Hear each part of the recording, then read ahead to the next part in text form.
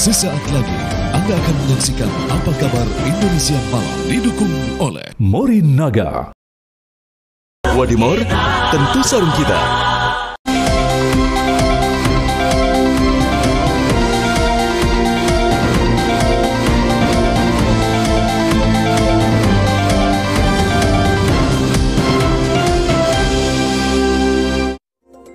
Assalamualaikum warahmatullahi wabarakatuh. Selamat malam pemirsa, Anda kembali menyaksikan Apa Kabar Indonesia Malam. Tentunya hasil hitung cepat atau quick count, baik itu Pilpres ataupun juga Pileg, masih jadi sorotan dan pembahasan kami di episode malam hari ini. Nanti kita akan melihat bagaimana keunggulan dari pasangan 02 menurut hitung cepat yang bisa meraup suara begitu dominan di wilayah Jawa Timur. Kemudian kita juga akan lihat apakah ini juga berpengaruh terhadap perolehan suara Gerindra ataupun juga partai-partai rivalnya. Selengkapnya tentunya malam ini kita bahas bersama saya Putri Viola. Dan bersama saya Kenana pemirsa, juga Apa Kabar Indonesia Malam akan menghadirkan untuk Anda informasi mengenai adanya peristiwa yang kemudian ini menjadi suatu hal yang diperhatikan, yaitu meninggalnya sejumlah petugas KPPS yang ada di sejumlah daerah di Indonesia. Apakah karena faktor kelelahan atau seperti apa? Selengkapnya di Apa Kabar Indonesia Malam untuk Anda. Baik, dan langsung saja kita akan awali jumpa kita untuk bisa melihat calon presiden nomor urut 2 yaitu Prabowo Subianto yang mengunjungi kediaman Habib Ali bin Abdurrahman bin Muhammad bin Ali Al-Habsyi, generasi ketiga Habib Kuitang di Jakarta Pusat.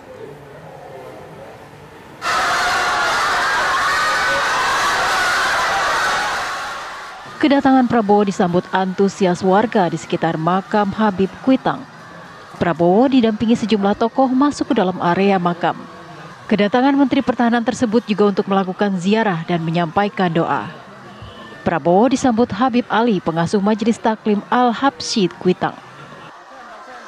Jadi saya hari ini mendapat kehormatan diterima oleh Habib Ali Kuitang, ya. Dan tadi sempat menyekar ke almarhum kakek, nenek, dan orang tua. Kebetulan kakek beliau sahabat orang tua saya dulu, dan orang tuanya juga dari dulu juga baik sama saya, jadi saya sering ke sini. Alhamdulillah, ya beliau kemarin waktu di GBK baca doa untuk saya dan untuk kami semua. Ya sekarang saya datang untuk sowan, ucapan terima kasih, minta doa lagi juga untuk nanti kita pekerjaan kita ke depan baik untuk rakyat. Saya kira itu. Ya. Habib Ali, pengasuh Majelis Taklim Al-Habsyi Kuitang, di masa kampanye sempat memimpin doa saat kampanye akbar Capres-Cawapres nomor urut 2 di Gelora Bung Karno pada penutupan masa kampanye. Tim TV One mengabarkan.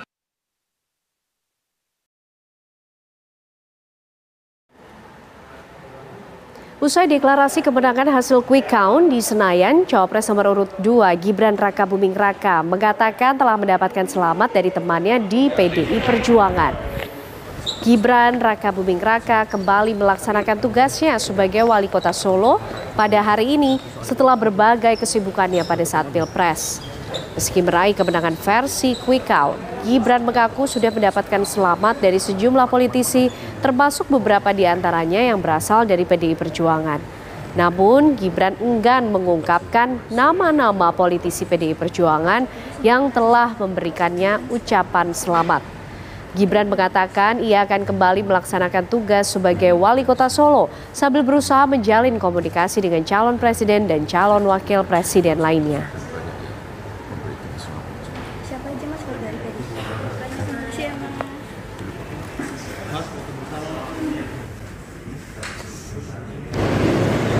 Ya itu kan kalau kita tunggu hasil real count. Pak Jokowi sempat ngasih selamat ke Prabowo Gibran secara langsung. Itu gimana, Mas? Ya nggak gimana-gimana. Dan yang biasa. Itu kapan, teman-teman dari PDI Perjuangan juga sudah banyak yang memberikan selamat juga. Siapa aja, Mas, kalau dari PDI? Siapa aja yang dari PDI? Oh, bisa disebutkan siapa.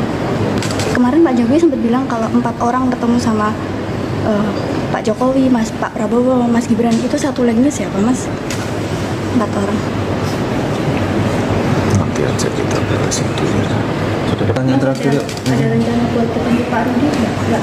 Ada rencana untuk ketemu Pak Rudi? Ya nanti ketemu. Sambil menunggu hasil KPU mungkin rencana bertemu dengan paslon 01 dan 03 kapan Mas?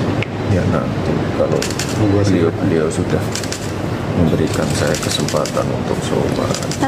Tapi sudah buka komunikasi dengan 01 sama 03? Saya sudah buka komunikasi ke siapapun. Saya kan nggak pernah menutup komunikasi. Ya. Ada rencananya kapan gitu Mas? Ya nunggu beliau-beliau longgar dulu ya. Mas Gibran kan selama ini dekat dengan Pak Ganjar, Pak Anies, Gus Imin. Itu apakah juga sudah ada komunikasi setelah adanya hasil quick count atau real count ini? Ya untuk komunikasi ya memang belum, tapi saya sangat berharap ya dalam waktu dekat lah bisa ya ngobrol-ngobrol santai aja, sarapan pagi atau ngopi-ngopi ya. Kalau menanggapi banyaknya isu kecurangan di real count sama quick count ini gimana Mas? Ya silahkan dilaporkan jika ada kecurangan atau hal-hal yang sekiranya meresahkan, kan sudah ada jalurnya sendiri. Nes terakhir yuk Jumatan yuk. Ada nazar nggak sih Mas setelah terpilih sebagai ini paslon 02 dari real count kan juga menang, ada nazar sendiri? Kembali bertugas sebagai wali kota. Ya kemarin kudunya aku wis teko kene esuk. Pesawatnya udah mendarat sini, balik lagi karena hujan kemarin. Jadi ya itu kita ngantor seperti biasa. Mas, terima kasih ya Mas. Lalu pemirsa, apa kegiatan dari calon presiden nomor urut 02 yaitu Prabowo Subianto pada petang ini? Rekan kami Sinadin Duhan sudah bersiap dan saat ini ada di depan kediaman dari Prabowo Subianto untuk mengabarkan kepada Anda. Silakan Duhan.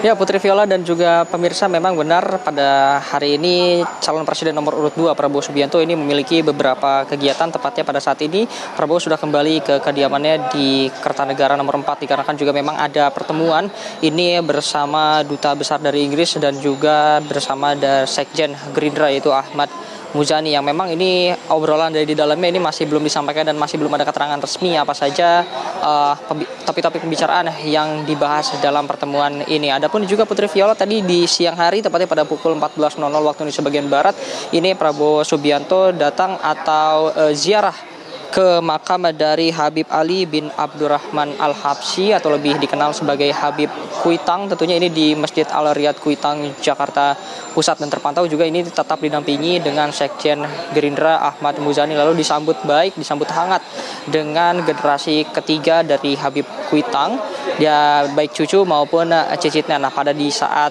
ziarah tersebut juga Prabowo Subianto berterima kasih sekaligus menyampaikan doa juga, dikarenakan juga seperti kita tahu ini menurut hasil perhitungan cepat ini pasangan Prabowo Gibran unggul dengan angka yang cukup tinggi yaitu 57%. Nah, di mana juga setelah dinyatakan unggul melalui quick count ini Prabowo memang beberapa kali melakukan ziarah kubur. Yang pertama memang ke orang tuanya, ke ayah dan ibu, lalu dilanjut pada hari ini ke Habib Kuitang, di mana juga dari generasi ketiga dari Habib Kuitang ini juga berdoa pada saat kampanye akbar di Gelora Bung Karno. Adapun Putri Viola dan juga pemirsa, nantinya esok hari dikabarkan bahwa Prabowo ini akan berangkat ke Pacitan nantinya untuk bertemu bersama Presiden Indonesia yang ke-6 yaitu Susilo Bambang Yudhoyono dan AHY tentunya yang sudah berada di Pacitan terlebih dahulu. Lalu nantinya juga akan dilanjutkan untuk ke Surabaya bertemu dengan Khofifah entah di hari yang sama ataupun di hari berikutnya. Putri.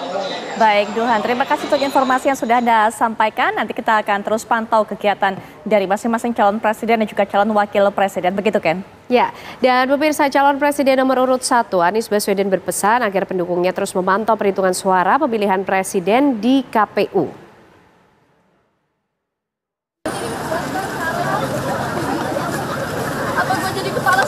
Calon Presiden nomor urut 1 Anies Baswedan hari ini melaksanakan ibadah sholat Jumat di Masjid Agung Al-Azhar, Jakarta Selatan. Usai sholat Jumat, Anies menyampaikan sejumlah hal kepada wartawan, mulai dari pelaksanaan pemilu hingga masalah yang terjadi di dalam penghitungan suara dan kekurangan dalam pelaksanaannya. Anies mengungkapkan pihaknya masih belum bisa memutuskan langkah yang akan diambilnya sebelum selesai penghitungan suara oleh Komisi Pemilihan Umum KPU. Pemilu Pilpres sudah berjalan, pemungutan suaranya sekarang pada fase penghitungan. Karena itu saya memesankan kepada semua untuk ikut menjaga agar penghitungan berjalan dengan benar, berjalan dengan baik, dan memastikan bahwa kekurangan-kekurangan yang terjadi itu dilaporkan. Kekurangan-kekurangan terjadi itu macam-macam. Laporannya juga kita banyak lihat di sosial media, tapi kami minta kepada semua yang menemukan kekurangan-kekurangan dalam pelaksanaan untuk melaporkan ke tim hukum, nanti supaya tim hukum bisa menggunakannya untuk menjadi dasar langkah-langkah berikutnya. Pak Anies, sejauh ini kan untuk real count di portal KPU aja per 6.30 tadi itu baru masuk suara 56,87% dan memang Pak Anies suaranya kian meningkat. Ini yakin nggak bakal ada putaran kedua nantinya kalau suara sudah masuk 100%? Bagi kami yang penting adalah prosesnya berlangsung dengan jurdil. Yang senyatanya terjadi itulah yang dilaporkan. Dan yang senyatanya terjadi di lapangan itu benar-benar aspirasi rakyat. Pak kan sudah bertemu dengan Pak JK, terus kemudian katanya juga sudah ketemu sama Pak Surya, Pak. Nah ini mungkin boleh dijelaskan Pak, bertemu dengan Pak Surya? Nanti aja, kalau sudah kita diskusi tentang perkembangan aja. Kemarin memantau situasi, saling mencocokkan pandangan, dan pandangan kita sama bahwa kita harus memantau semua pelaksanaan kemarin, mengumpulkan fakta-fakta sehingga nanti ketika kita berbicara menyampaikan sikap itu berdasarkan pada fakta-fakta. Mantan Gubernur DKI Jakarta ini juga berpesan kepada pendukungnya untuk terus mengawal proses penghitungan suara. Tim TV One mengabarkan. Tim Pemenangan Nasional Ganjar Mahfud segera menyikapi soal TPN dalam mengatasi indikasi kecurangan pada pemilu 2024. Sebelumnya, Capres-Cawapres nomor urut 3, Ganjar Pranowo dan Mahfud MD, serta para petinggi partai politik pengusung, termasuk Ketua Umum PDI Perjuangan dan juga Tim Pemenangan Nasional Ganjar Mahfud, kemarin menggelar rapat internal di markas TPN di Kebon Sirih, Jakarta Pusat.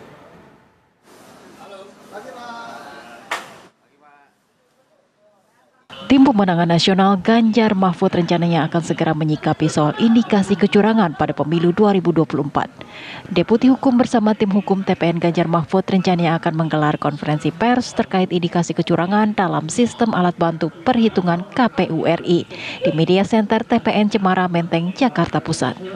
Sejumlah deputi TPN Ganjar Mahfud diagendakan hadir dalam acara ini.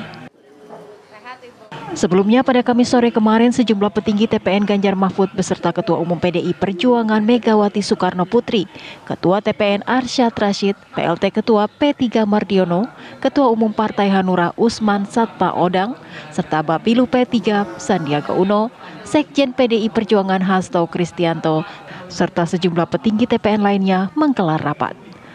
Capres nomor urut 3 Ganjar Pranowo menyatakan bahwa pertemuan ini dalam rangka evaluasi hasil pemilu. Makanya hari ini kita bahas, kita catat, kita konfirmasi ke daerah untuk memastikan apakah jalur situatif masih. Ini yang sifatnya laporan. Tapi sekali lagi prinsip kita akan tunggu keputusan dari KPU dan apapun yang diputuskan oleh KPU nanti kita akan ikuti. Kita menghormati. Pak Ganjar dari suara yang paling jebol di Jawa Tengah, Bali, NTT, dan sekitar dari Mas dikuasai oleh Pak Prabowo, ada tanggapan mungkin Mas? Kan quick count, hasil dari quick count perolehan PDI Perjuangan saya kira masih tinggi ya? Kalau nggak salah masih nomor 1 ya? Agak anomali ya dengan suara saya. Maka hari ini sedang diselidiki oleh kawan-kawan. Mudah-mudahan nanti ketemu apa faktornya. Sebelumnya, hasil hitung cepat menunjukkan bahwa pasangan nomor urut 3, Ganjar Pranowo dan Mahfud MD berada di posisi ketiga dengan raihan suara berkisar 16 hingga 18% dari sejumlah lembaga survei. Tim TV One mengabarkan.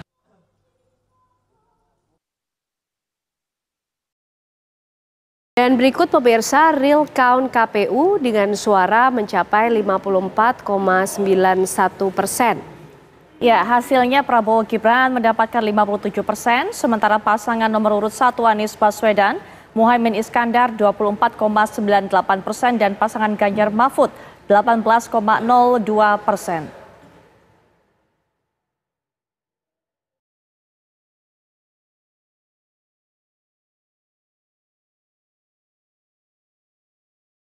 Data dari situs web pemilu2024.kpu.go.id melaporkan data hari ini per pukul 14 waktu Indonesia Barat. Jumlah suara yang masuk sebanyak 452.069 TPS dari 823.236 TPS atau 54,91%. Nah, Prabowo Gibran mendapatkan 57%, sementara pasangan nomor urut 1 Anies Baswedan Muhaimin Iskandar 24,98% dan pasangan Ganjar Mahfud 18,02%.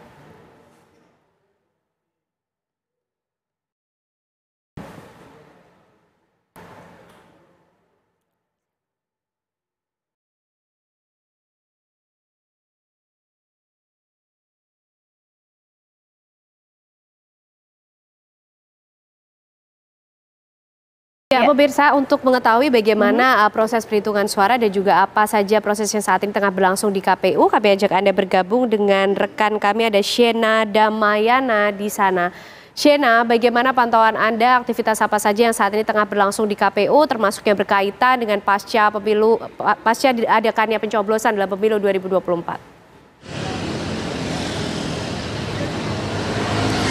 Ya, Ken Anen dan juga Putri Viola, pada saat ini KPU masih melakukan rekapitulasi suara, di mana ini akan terus dilakukan mengingat sekarang perolehan atau tepatnya penghitungan suara ini sudah mencapai 54%. Dan situasi dari KPU sendiri pasca dilakukannya demo yang ditunjukkan kepada dugaan kecurangan pemilu 2024 ini sudah selesai. Terlihat situasi terkini di belakang saya pun ini memang sudah kembali normal, jalan sudah kembali dibuka dan juga masa orasi ini sudah meninggalkan lokasi. Pemirsa, juga tadi masa ini sempat ramai berorasi tentang tolak kecurangan pada Pilpres 2024 yang juga tadi Kombes Pol Susatyo ini sempat mengatakan, pemirsa, bahwa sejumlah pasukan keamanan dari kepolisian ini telah dikerahkan sekitar 500 personil. Juga tadi sempat ada penutupan jalan dari arah Jalan Imam Bonjol menuju Bundaran HI, sehingga para pengendara ini dialihkan lintasannya melewati Jalan Cokro Aminoto. Untuk penutupan jalan sendiri ini dimulai pada jam 2 dan baru saja tadi dibuka. Memang pemirsa, saat ini penghitungan suara ini sudah mencapai 54%. Juga berdasarkan data terbaru dari laman situs Rekap KPU, ini perolehan suara ini sudah ada 432.000 TPS, pemirsa. Untuk perolehan masing-masing juga tetap di urutan nomor 1 ini ada Prabowo Subianto, diikuti Anies Baswedan, serta yang terakhir ada Ganjar Pranowo. Dan ini memang belum angka fix, pemirsa, mengingat penghitungan masih 54%. Demikian, kembali ke studio. Baik, ya Sena, terima kasih untuk informasi yang sudah Anda sampaikan. Kita akan terus perbarui data mengenai hal ini nanti. Selamat menjalankan ibadah sholat maghrib, pemirsa, bagi Anda yang berada di wilayah DKI Jakarta dan sekitarnya. Pemirsa, pemilihan umum 2024 diramaikan dengan munculnya kandidat yang mencantumkan foto unik di surat suara untuk calon Dewan Perwakilan Daerah atau DPD RI. Komedian Alfian Syah alias Komeng menjadi viral di media sosial karena foto nyelenehnya tetapi suaranya melejit di daerah pemilihan Jawa Barat. 10.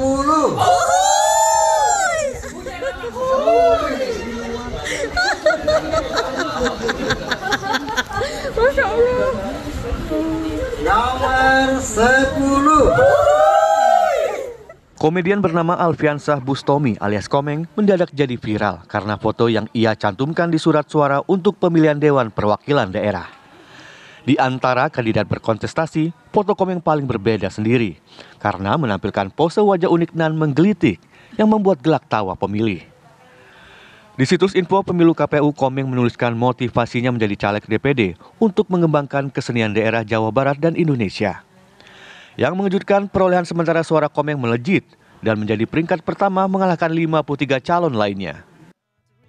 Terima kasih buat Aco dan keluarga yang sudah memilih Bopak. Bukan dong, bukan dong. Bukan dong, masa Bopak.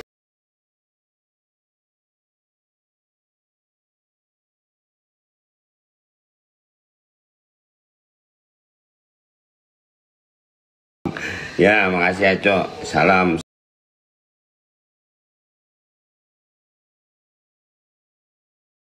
Sama orang rumah, orang Inggris, orang gila enggak? Nah ini nih, siap-siap. Nomor 10. Suara petugas KPPS menirukan gaya Komeng uhuy saat menghitung suara-suara juga ramai diunggah di media sosial warga. Komeng, di tengah pesta demokrasi munculnya pelawak senior ini jelas menghibur warga yang berada di tempat pemungutan suara. Banyak pihak terkejut karena selama masa kampanye 75 hari, nyaris Komeng yang terlihat. Tapi ternyata publik begitu mengingat wajah Komeng di surat suara. Dengan meraup suara tertinggi, jelas Komeng besar kemungkinan pasti terpilih. Sebutannya nomor 10. Negara kan Cina satu kan. Sebagai DPD, Komeng juga akan memberikan pertimbangan kepada DPR atas rancangan undang-undang tentang anggaran pendapatan dan belanja negara. Selain itu, ia juga mesti ikut dalam pembahasan rancangan undang-undang yang berkaitan dengan otonomi daerah, hubungan pusat dan daerah, hingga pengelolaan sumber daya lainnya.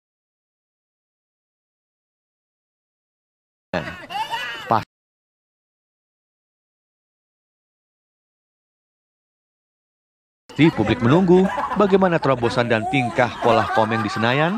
Apakah akan tetap humoris atau jadi serius? Nomor 10. Tim TV One mengabarkan.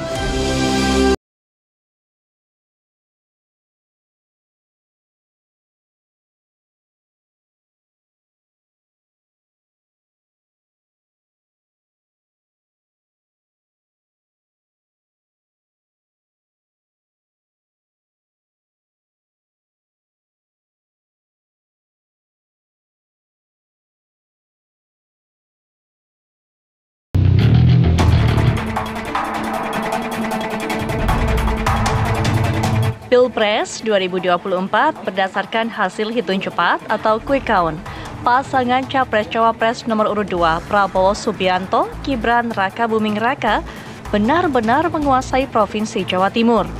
Hasil quick count sejumlah lembaga survei, Prabowo Gibran mampu meraih 65% suara di Jawa Timur. Sejumlah kalangan menilai Prabowo Gibran panen suara di Jatim tak lepas dari Khofifah Indar Parawansa. Masuknya Gubernur Jawa Timur dalam tim kampanye nasional TKN Prabowo Gibran membawa efek positif, yakni adanya gelombang dukungan para kiai dan alim ulama di Jawa Timur kepada paslon 02 Prabowo Gibran. Persentase suara Prabowo Gibran di Pilpres 2024 hasil hitung cepat hampir sama dengan dukungan Khofifah pada 5 tahun lalu ke Jokowi, di mana 5 tahun lalu Jokowi menang di Jatim dengan 65,7% suara. Lantas, faktor apa yang sebenarnya membuat Prabowo Gibran unggul suara tebal di Jawa Timur yang menjadi basis massa pemilih PKB? Partai pengusung pasangan Anies Baswedan, Muhaimin Iskandar. Benarkah Khofifah efek membuat Prabowo Gibran panen suara di Jatim? Tim TV One mengabarkan.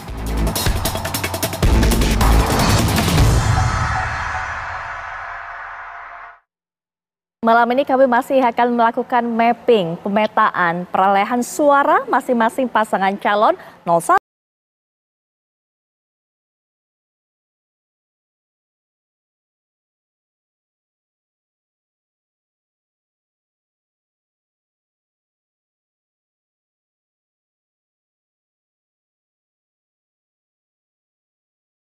Banteng PDIP.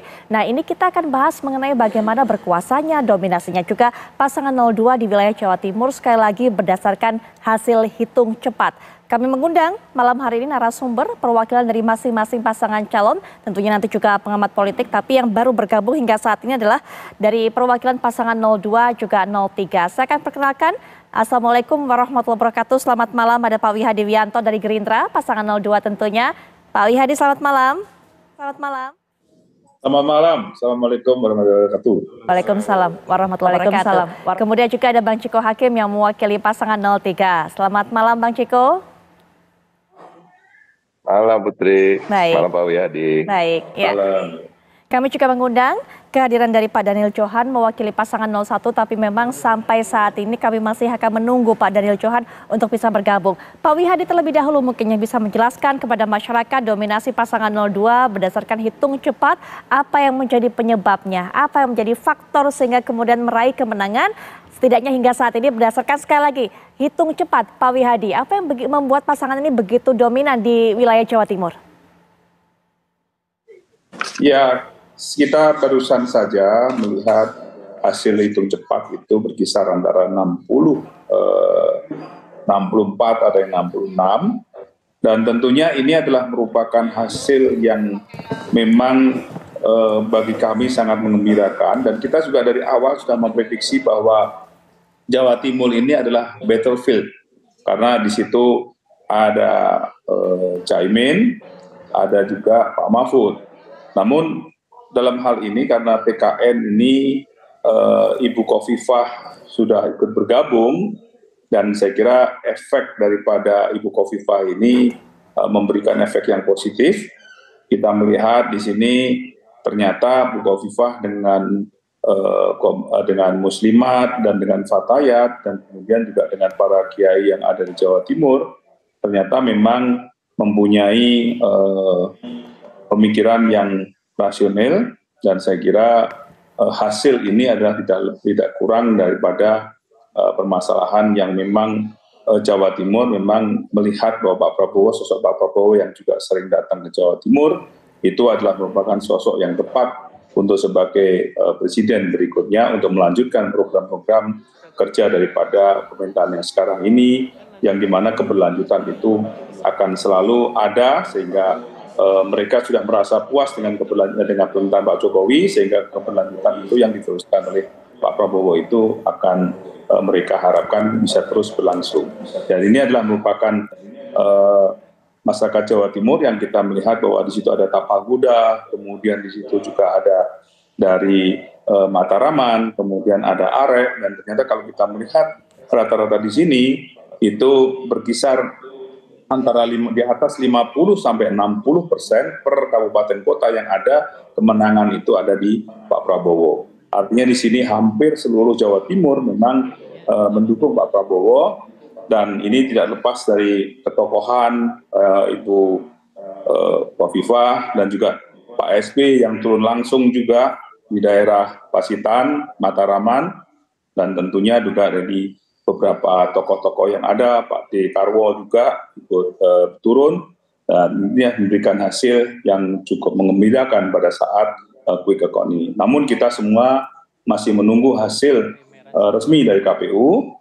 Saya kira tidak beda jauh, saya kira. Jadi ini merupakan satu hasil yang cukup menggembirakan, dan kita mengucapkan terima kasih kepada masyarakat Jawa Timur yang masih mempercayai Pak Prabowo untuk menjadi presiden berikutnya.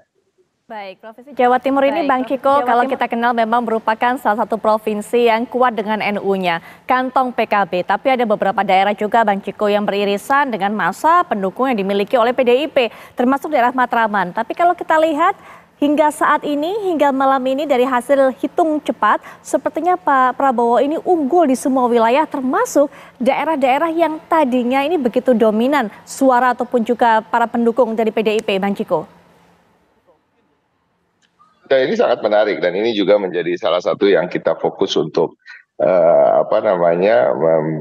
melihat dengan kacamata pembesar di TPN bahwa terkait dengan anomali suara Pak Ganjar dengan apa yang diperoleh oleh suara PD Perjuangan, bukan hanya di Jawa Timur sesungguhnya, tapi di seluruh Indonesia.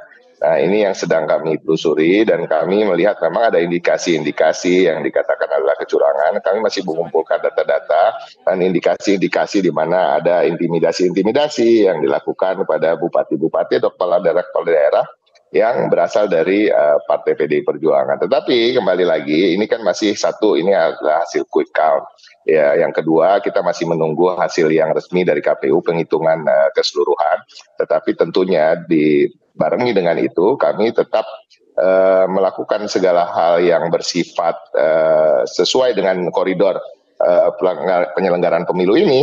Ya, ketika kita menemukan kejanggalan ataupun kecurangan, dan kita yakin dari pihak paslon lain termasuk pihak paslon Prabowo juga sedang melakukan hal yang sama karena ini masih dalam proses pemilu. Tetapi ini masih kita anggap sebagai suatu hal yang menjadi catatan, dan ke depan kita akan terus mengupayakan supaya salah satunya apa sih, kadang-kadang masyarakat kan melihat oh kok dikit-dikit protes dan lain-lain. Enggak, ini adalah bagian dari proses demokrasi itu sendiri, bahwa memang ada jalurnya, jalur protes, jalur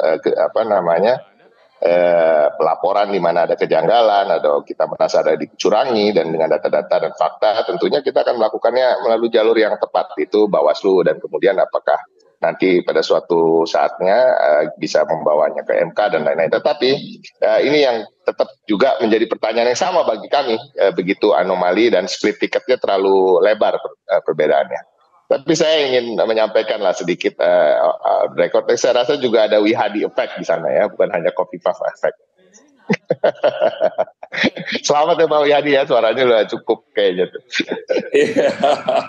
Tahu ya, caleg ya, pencalekannya. Oke, selain kita mendengarkan pendapat Pak Wihadi dan juga Bang Ciko tadi, sudah hadir di samping saya pengamat politik, Mas Adi Prayitno. Assalamualaikum warahmatullahi wabarakatuh. Malam Mas Adi. Waalaikumsalam warahmatullahi wabarakatuh. Selamat malam Putri. Nah, dua orang ini juga dialog dengan saya tadi ini, Pak Wihadi dan Bang Ciko. Iya, kalau tadi sempat dikatakan juga faktor ketokohan yang begitu kuat, ke tokoh-tokoh yang menyokong pasangan 02, kata Pak Wihadi. Ada Pak Dekarwo, ada Khofifah dan sebagainya. Anda melihatnya hal yang serupa yang membuat pasangan ini begitu melesat di wilayah Jawa Timur? Ya, kalau saya coba untuk iris satu persatu, faktor apa yang kira-kira membuat Prabowo Subianto dan Gibran begitu menang telak di Jawa Timur itu setidaknya ada 4 hal. Pertama tentu faktor Prabowo Subianto. Jadi ini tidak bisa dinafikan karena Prabowo itu kalau mau jujur di 2019 yang lalu perolehan suaranya itu juga signifikan. Kan tidak terlampau jauh dari kekalahannya dengan Pak Jokowi. Nah yang kedua memang kita juga tahu ini faktor Jokowi. Apa? Karena di Jawa Timur ini tingkat kepuasan publik terhadap Jokowi memang di atas rata-rata. Hampir 75% masyarakat di Jawa Timur mengatakan Jokowi adalah pemimpin yang bagus. Jokowi dinilai memiliki kinerja yang bagus sehingga afiliasi politik Jokowi yang mendukung Prabowo juga memberikan faedah elektoral, di mana orang yang merasa puas dengan Jokowi memberikan dukungan politiknya kepada Pak Prabowo Subianto dan Gibran Rakabuming Raka. Yang ketiga, karena ada faktor yang saya kira elit-elit kunci seperti Pak Dekarwo, kemudian Khofifah, dan bahkan sebagian elit-elit PBNU yang memang sebagian yang lainnya itu sangat terlihat memberikan dukungan politik kepada Prabowo Subianto. Meski kita tahu bahwa NU itu secara struktural tidak pernah berpolitik, tapi bahwa sejumlah elit NU, gestur dan statement-statementnya memang lebih mengarah kepada dukungan politiknya kepada Prabowo dan Gibran. Ini yang saya sebutkan bahwa tokoh-tokoh kunci inilah yang kemudian mampu mengorganisir kekuatan-kekuatan politik di Jawa Timur. Kalau NU misalnya mampu diaksentuasi oleh salah satunya adalah Bu Khofifah, yang kedua tentu ada di situ kawan-kawan di PBNU seperti Pak Sekjen gitu ya. Kan sering ngomong bicara tentang kecenderungannya yang lebih dekat dengan nomor 2. Begitupun dengan Pak Dekarwo yang saya kira memang di basis-basis Demokrat gitu ya. Selama ini kemudian dikonsolidasi untuk mendukung Prabowo Subianto. Yang ketiga bagi saya adalah faktor Partai Demokrat juga. Karena kalau kita hitung satu persatu, Jawa Timur ini kan adalah salah satu basis Partai Demokrat yang cukup kuat. Ketika SBY mengatakan siap turun gunung memenangkan Prabowo dan Gibran, disitulah kemudian Jawa Timur menjadi provinsi yang sering banyak dikunjungi oleh SBY dan AHY untuk melakukan kerja-kerja politik, tentu ingin mengarahkan dukungan politiknya kepada Prabowo dan Gibran. Dan bahkan kalau kita cek misalnya dalam quick count, kan 70% orang yang merasa memilih Demokrat di 2024 ini juga memberikan dukungan politiknya kepada Prabowo. Itu artinya apa? Faktor Partai Demokrat yang dulu 2019 ataupun 2014 tidak terlampau all out, tapi di 2024 ini ada kesan memang Demokrat itu cukup memberikan satu kerja-kerja yang terukur gitu ya, supaya basis-basis konsolidasi mereka itu diarahkan dukungan politiknya kepada Prabowo dan Gibran. Saya kira di situ, karena kalau cuma satu variabel memang agak rumit, karena tokoh-tokoh kunci ada, di situ ada faktor partai juga ada, dan yang paling penting sebenarnya dua tokoh kunci yang saya sebutkan tadi, ada faktor Prabowo dan tingkat kepuasan publik terhadap Jokowi di Jawa Timur juga kuat. Oleh karena itu, kalau kita ranking satu-satu, kita sederhanakan ya, faktor Prabowo memang tidak tergantikan. Karena yang ada di kotak suara itu ada Prabowo. Itu artinya apa? Berarti tingkat penerimaan publik terhadap Prabowo di Jawa Timur masih kuat. Apalagi penantang utamanya saat itu di Pilpres 2019, Pak Jokowi juga memberikan dukungan. Yang lain-lain itu sifatnya komplement sebenarnya. Yang lain-lain itu sifatnya pelengkap sebenarnya untuk menambal kekurangan-kekurangan yang selama ini tidak memiliki Prabowo. Contoh, selama ini kan Prabowo misalnya tidak terlampau konsolidatif di kalangan NU. Tapi ketika ada Hovifah misalnya di situ, maka kawan-kawan NU mampu dikonsolidasi. Ketika misalnya di Jawa Timur itu Demokrat kuat, tapi misalnya tidak terlampau solid untuk mendukung Prabowo pada pemilu sebelumnya, ketika Pak Dekarwo, ketika AHY dan SB turun misalnya, itu kan menunjukkan bagaimana kerja-kerja politik mereka cukup kelihatan nyata diberikan kepada Prabowo Subianto. Ini yang saya sebut sebagai variabel-variabel komplementer yang bisa melengkapi bagaimana tingkat keterpilihan Prabowo di 2019 tetap dipertahankan, tapi pada saat yang bersamaan mendapatkan injeksi faedah-faedah elektoral dari tokoh-tokoh para penopangnya ini. Saya kira di situ poinnya. Baik Mas Adi, nanti kita lanjutkan. Apalagi Bang Ciko sudah menyinggung tadi masalah anomali. PDIP-nya lumayan tinggi raihannya, tapi ternyata Pak Ganjarnya jauh tertinggal. Sekali lagi ini adalah versi hitung cepat. Nanti kita juga akan dengarkan bagaimana pandangan dari perwakilan pasangan 01, di mana PKB ini juga merupakan salah satu partai yang begitu disegani, begitu banyak pendukungnya di wilayah Jawa Timur, tapi ternyata Anies, Amin, tidak bisa berbuat banyak, ataupun juga Anies dan Muhaimin tidak bisa berbuat banyak pada wilayah Jawa Timur. Nanti kita akan kembali berbincang setelah jeda berikut ini.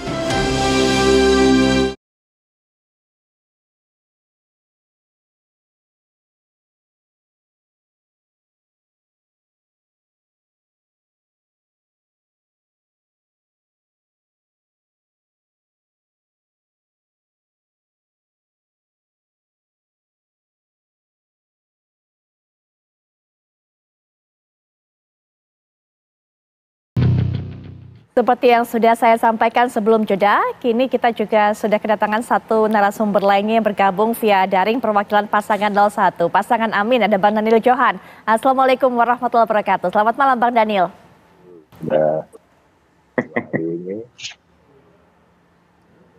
Bang Daniel Johan? Ya, sepertinya masih terkendala komunikasi dengan kami. Kami akan coba perbaiki dan juga kembali. Nanti kita akan coba menghubungi Bang Daniel Johan. Tapi kita akan dengarkan bagaimana pandangan dari Mas Adi mengenai apa yang disampaikan oleh Bang Ciko tadi. Ada anomali ini. PDIP suaranya cukup tinggi di wilayah Jawa Timur. Tapi kemudian Pak Ganjar ataupun juga teman pasangan 03 tidak terlalu berkutik di sana. Sekali lagi versi quick count. Ya, saya kira memang ada dua hal yang bisa menjelaskan kenapa pileg tinggi tapi pilpresnya misalnya rendah. Atau sebaliknya, pilpresnya tinggi kemudian pilegnya rendah. Ada yang disebut dengan teori split ticket voting. Jadi pemilih itu seringkali iman politiknya agak berubah antara hati dan pikirannya. Satu sisi pilegnya misalnya dia pilih PKB, tapi pada saat yang bersamaan soal pilpresnya dia pilih yang lain, bukan pilih Amin. Mungkin pilih Prabowo, mungkin juga pilih Ganjar dan Mahfud. Begitupun apa yang terjadi pada teman-teman PDIP yang seperti disinggung oleh Bang Ciko.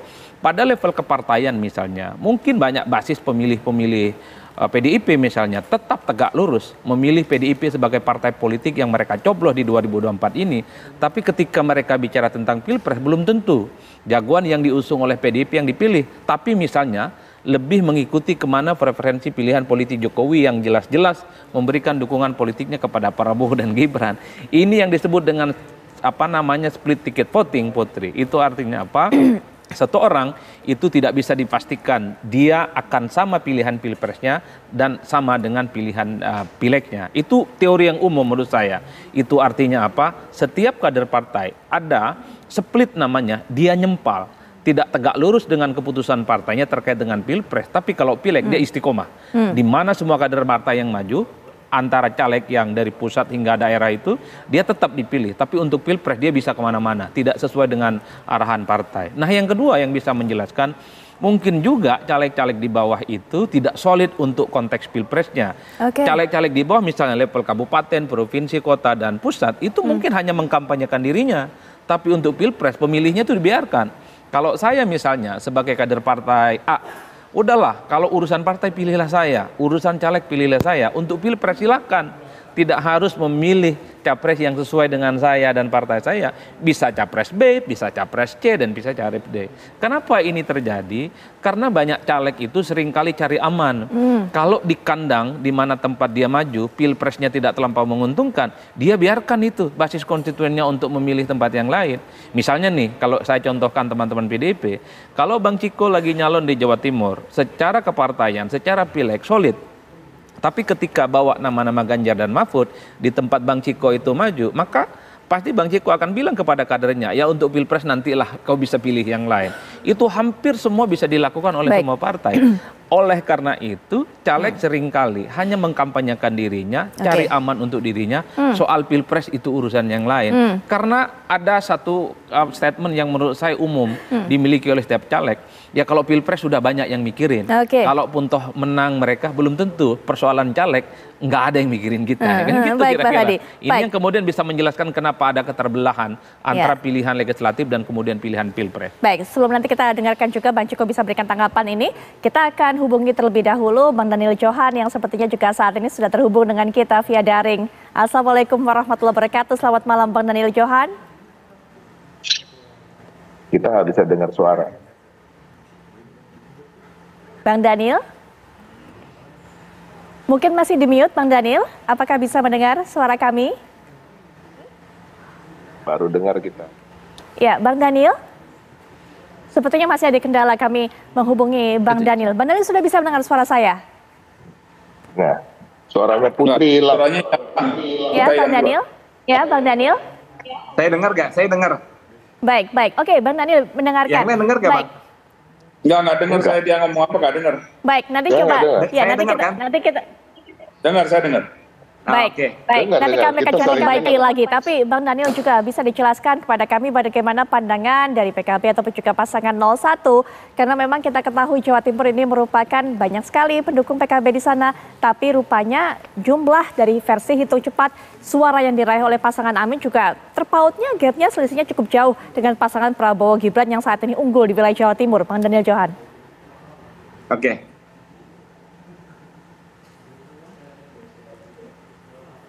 Ya, silakan.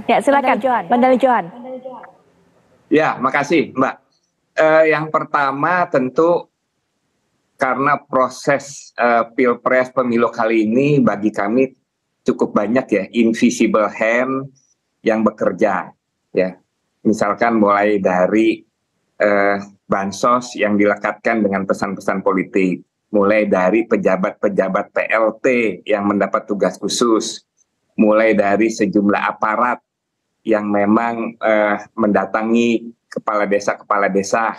Nah, saya rasa kekuatan itulah yang mendistorsi suara masyarakat sehingga sejatinya itu mendapat hambatan-hambatan yang membuat pilpres pemilu ini tidak berlangsung secara ideal, secara jujur, adil, dan masyarakat dengan merdeka bisa menentukan suara hatinya. Tetapi kita saat ini sedang mengawal proses penghitungan suara sehingga menjadi tuntas dan itu menjadi fokus kita saat ini. Demikian, Mbak. Baik, tapi Bang Daniel apakah juga melihat bahwa faktor dari Bukovifa yang kemudian mendukung pasangan 02 ini menjadi salah satu faktor yang membuat pasangan 02 begitu unggul di sana? Saya rasa faktor yang utama itu ya bagi kami yang invisible hand itu ya, sehingga kalau faktor figur-figur tentu punya pengaruh, tetapi saya rasa tidak sebesar pengaruh-pengaruh pengaruh-pengaruh dari proses gerakan birokrasi yang dikerahkan, gerakan bansos, gerakan BLT gitu. Karena kalau Mbak Kofifa kan sempat 2 kali juga pilgub, tidak, baru yang ketiga itu yang berhasil kan, sehingga kekuatan-kekuatan yang tidak terlihat itulah yang menjadi sangat dominan saat ini. Hadi, silakan tanggapan. Pasangan 02 unggul karena invisible hand. Kalau menurut Bang Daniel Johan, silakan Pak Wihadi. Justru invisible hand-nya itu dari teman-teman PKB karena men-pressure yang namanya pendamping PKH di Jawa Timur, dan itu saya alami sendiri karena dapil saya di Jawa Timur. Jadi mereka mengatakan kalau ini pendamping itu kalau tidak mendukung nomor 1 akan dicopot. Kemudian pendamping itu juga dikatakan kalau yang namanya nanti PKH akan dihapuskan kalau Pak Prabowo menang. Nah ini kan invisible yang mana? Nah saya dapil Jawa Timur, saya tahu pasti. Jadi kalau ngomong itu berdasarkan fakta di kami itu seperti itu. Justru yang ada adalah pendamping PKH itu yang notabene banyak orang-orang dari PKB. Ya kita katakan apa adanya di sini. Bahkan yang kita boleh dikatakan yang namanya itu banyak PJ. Bagaimana kita menu PJ? PJ-nya tidak bisa ngapa-ngapain juga. Jadi saya kira ini sudah lewat, ya. Yang ada adalah bagaimana kita tidak perlu lagi mempermasalahkan hal yang sebenarnya belum tentu ada. Bahkan kalau kita buka-bukaan di sini, malah nanti Bang Johan nanti yang akan mengatakan bahwa ini kok tidak bisa terjadi seperti ini di Jawa Timur gitu. Jadi bagi kami ini sudah kalah 2 kali, jadi tahu sekali, ya kan, bagaimana menjalankan kekalahan itu kita tahu. Nah, justru kalau Bang Johan ini kan nggak pernah kalah di sini, mungkin itulah yang dilakukan seperti itu. Gitu. Jadi saya kira apa yang disampaikan itu kita tidak ada sesuatu hal yang kebenaran di situ, gitu kan. Justru yang kita hadapin seperti itu. Kalau kita bicara masalah BLT, masalah bansos, itu jelas masalah itu memang kita tahu bahwa memang ada program dari pemerintah mengenai masalah bansos itu, ya kan. Dari kemudian bansos itu pun sendiri kan tidak semuanya menerima bansos. Karena bansos ini kan karena efek El Nino, ya kan. Di Jawa Timur kita di dapil saya itu boleh dikatakan tidak ada yang mendapatkan bansos dan BLT juga tidak ada, gitu kan, untuk El Nino. Jadi ini saya kira mesti harus kita melihat ke depan mengenai masalah yang Pilpres ini. Jadi cobalah kita melihat bahwa pemilu ini sudah kita lalui dan kita coba sama-sama untuk bagaimana membangun negeri ini, bukan mencari kesalahan karena kekalahan itu. Baik Pak Wihadi, nanti setelah jeda silakan diberikan tanggapan Bang Daniel Johan, termasuk juga bukan mungkin invisible hand-nya, tapi juga kita akan membandingkan bagaimana popularitas dari Caimin yang ternyata tergusur ataupun juga tergeser di wilayah Jawa Timur. Saat lagi kita kembali lanjutkan perbincangan. Bang Daniel Johan tadi sudah diberikan tanggapan oleh Pak Wihadi, nanti selain Bang Daniel juga bisa memberikan komentar mengenai hal ini, mungkin juga bisa diberikan pandangan mengenai suara PKB yang memang melesat saat ini di Provinsi Jawa Timur. Ternyata berbeda kondisinya dengan masalah pilpresnya. Apakah ini juga disebabkan oleh Gus Muhaimin yang memang harus berbagi popularitas dengan Pak Mahfud MD wilayah Jawa Timur? Bang Johan. Ya sejauh ini seluruh kader, seluruh caleg ya berserta seluruh struktur itu sudah sepakat untuk bergerak bersama dengan mengkampanyekan pasangan Amin, ya. Nah, itu yang sekarang ini sedang juga kita akan pahami lebih dalam sambil sekarang ini kita fokus mengawal penghitungan suara, ya. Nah, jadi nanti seluruh hasil penghitungan suara sampai final dan seluruh masukan-masukan dari kader, dari seluruh caleg itu yang akan menjadi bahan untuk kita melakukan evaluasi, melakukan pendalaman. Sehingga saat ini kita belum bisa memberikan suatu jawaban yang komprehensif, jawaban yang menyeluruh. Karena setelah melalui proses inilah baru kita bisa memahami secara lebih mendalam untuk menjelaskan sebenarnya seperti apa peta di Jawa Timur saat ini. Ya baik, tapi ada evaluasi apa sebenarnya? Selain tadi memang upayanya mengawal untuk kedepannya, tapi ada evaluasi apa? Karena memang kondisinya berbanding terbalik seperti ini, Bang Daniel Johan. Kan saat ini, sehingga saat ini itu cepatnya menunjukkan bahwa suara PKB nomor 1 di Jawa Timur. Ya cukup banyak seperti yang tadi saya sampaikan, termasuk proses kriminalisasi ya. Karena kan beberapa pejabat kepala desa, beberapa kepala daerah juga mengalami tekanan-tekanan ya di akhir. Nah, sehingga proses itu pun sedikit banyak, apakah sedikit, apakah banyak juga mempengaruhi peta pemilihan. Itu salah satunya, Mbak. Baik, ini kami juga berikan kesempatan kepada Bang Ciko untuk memberikan tanggapan yang tadi Mas Adi katakan. Soal anomali, PDIP suaranya masih bisa ada di sana peringkat kedua, tapi kemudian suaranya kalau Pak Ganjar tidak cukup banyak memberikan dukungan atau para pendukung di sana memberikan suara untuk Pak Ganjar. Tidak solidnya kemudian para caleg-caleg di sana, faktor internal juga, Bang Ciko.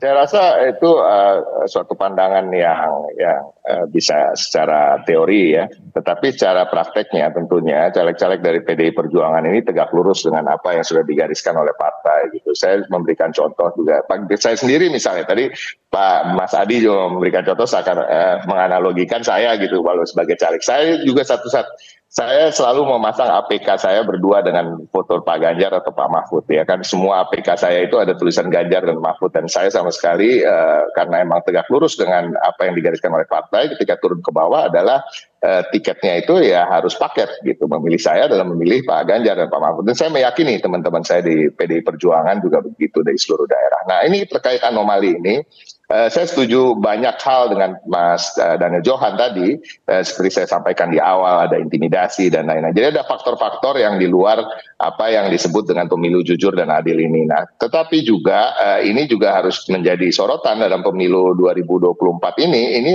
saya melihat salah satu-satunya di mana capres maupun cawapres yang berasal dari partai itu mendapatkan suara bisa lebih kecil daripada perolehan suara partainya gitu. Nah ini bisa dikoreksi mungkin oleh Mas Adi, kalau Mas Adi yang biasa mengamati seluruh pemilu yang ada ya kan, kita bisa yang saya ingat mungkin ketika 2004 Pak Amin Rais gitu ya maju dari Partai Amanat Nasional dengan suara PAN yang hanya 7%, Pak Amin mendapatkan suara 15% gitu, bahkan 2 kali. Dan saya lihat juga calon-calon presiden maupun wakil presiden lain, semua yang maju di era reformasi sebagai capres dan cawapres selalu mendapatkan suara lebih tinggi daripada perolehan suara partainya. Dan ini menjadi pertanyaan, harus menjadi pertanyaan, dan tetap kembali seperti dikatakan Mas Daniel Johan tadi, juga Mas Yadi, bahwa kami memang ini adalah hasil perolehan suara versi quick count, dan ke depan kita terus menelusuri apa yang terjadi dalam pencoblosan kemarin pasca maupun sebelum.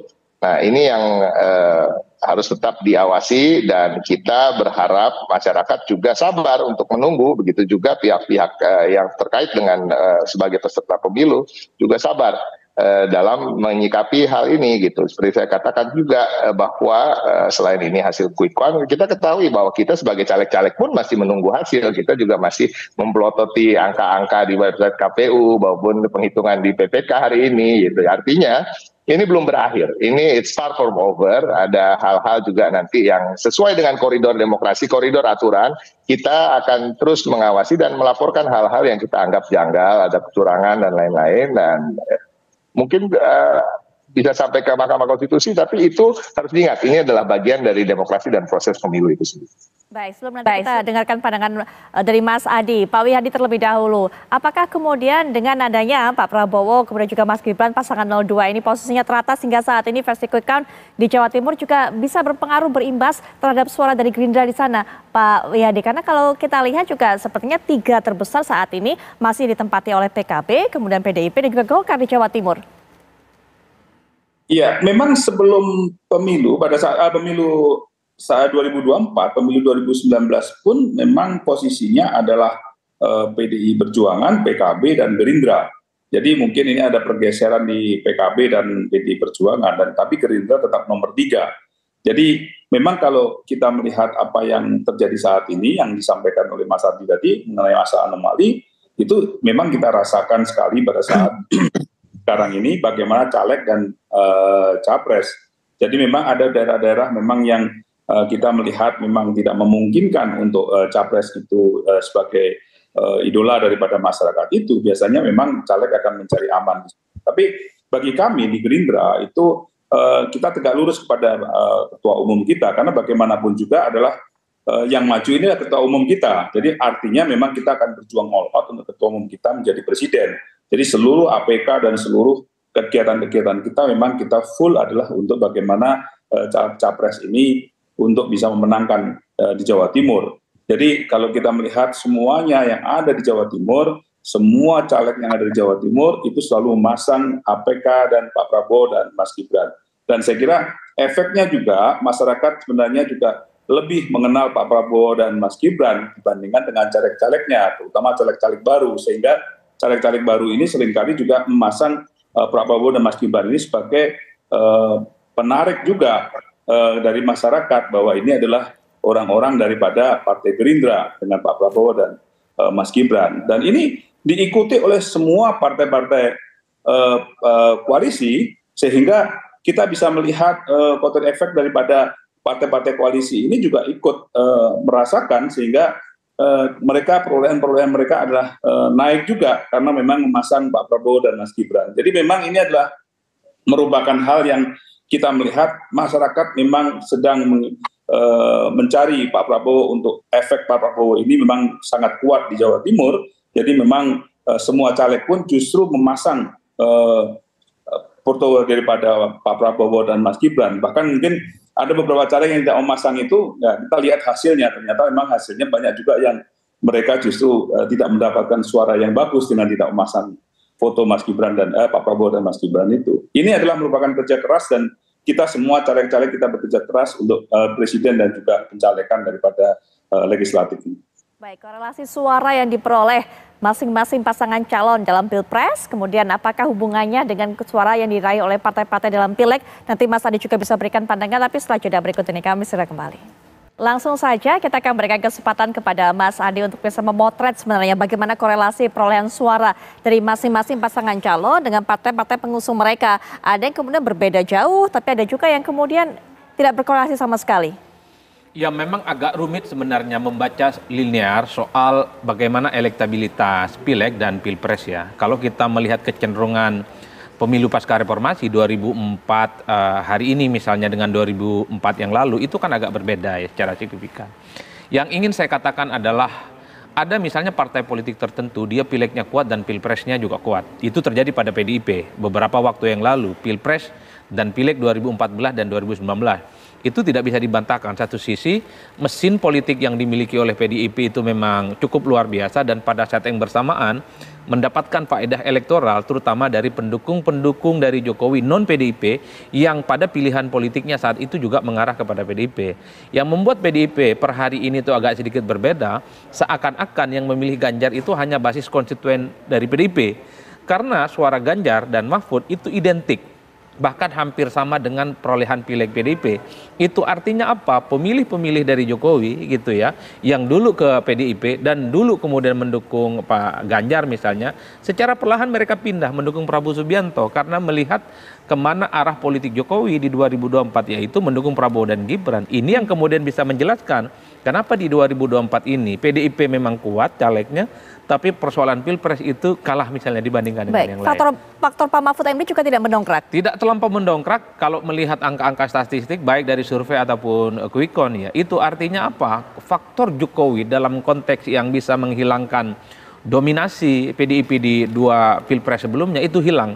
Karena Pak Jokowi mampu membawa gerbong politiknya baik dari relawan, partai politik, dan basis-basis konstituen lain kepada Prabowo Subianto dan Gibran. Tapi dalam konteks Pileg, Pak Jokowi tidak terlampau jauh bisa menginfiltrasi. Itu terbukti misalnya di basis-basis PDIP di Jawa Tengah dan Jawa di Bali misalnya. Pileg PDIP masih kuat, tapi Pilpresnya anjlok. Nah, dan pada saat yang bersamaan kita cek misalnya pada Gerindra. Dari dulu memang Gerindra itu kan angkanya di kisaran angka 11-13% untuk Pileg. Pilpresnya dia naik. Itu artinya apa? Ada faktor pemilih-pemilih di luar Gerindra dan partai pendukung yang lain yang memberikan dukungan kepada Prabowo Subianto. Per hari ini kalau kita melihat Pilpres, tabungan politik Prabowo Subianto yang sudah dibangun sejak lama plus ditambah oleh dukungan politik Pak Jokowi, ini yang menurut saya bisa menebalkan kenapa kekuatan politik paslon nomor 2 ini relatif jauh lebih unggul dibanding yang lain. Satu sisi basis loyal voters yang dimiliki oleh Prabowo tetap tidak kemana-mana, hanya sedikit saja yang lari kepada Amin, dan pada saat yang bersamaan datang dari pendukung-pendukung Pak Jokowi yang sangat loyal, memberikan tegak lurus dukungan politiknya kepada Prabowo Subianto. Jadi kenapa Prabowo kuat elektabilitasnya? Saya membaca secara umum ini adalah pertemuan kawin silang antara loyal voter Prabowo Subianto dan Pak Jokowi.